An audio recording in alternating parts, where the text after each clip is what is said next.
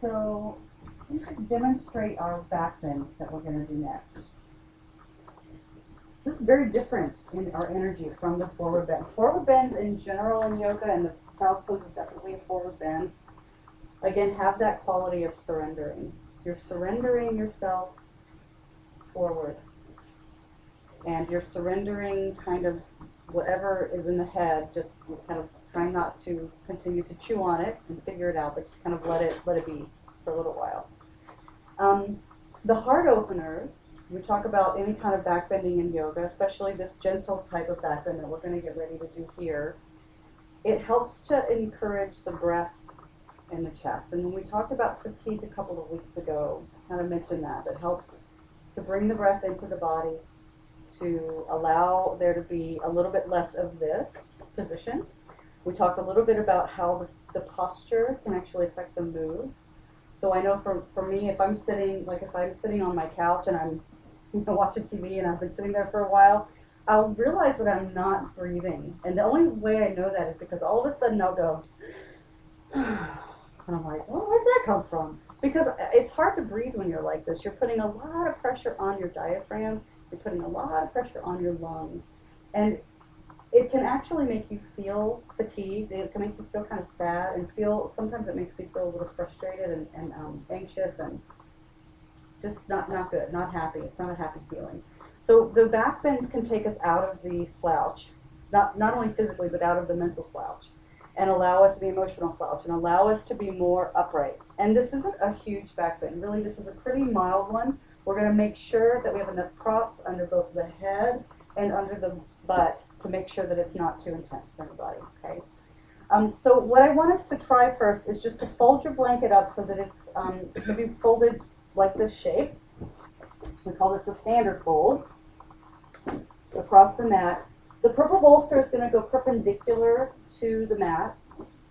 And then I've got my other blanket kind of wadded up a little bit bigger so that it's actually taller than the bolster. I'm going to take my blocks. My blocks are going to come out to the sides. Put two on either side of your space. And we're going to create a little bit of a hand support for this.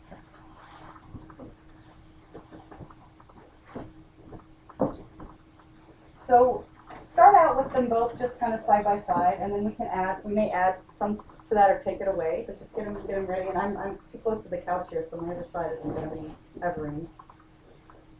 I'm going to turn myself away from the purple, sit on the flat part of the blanket, and my goal is to get this purple part of the bolster right at the bottom tip of my shoulder blade. So for the ladies, it's really easy because it's where your bra crosses your back. Okay, right there at the bra strap.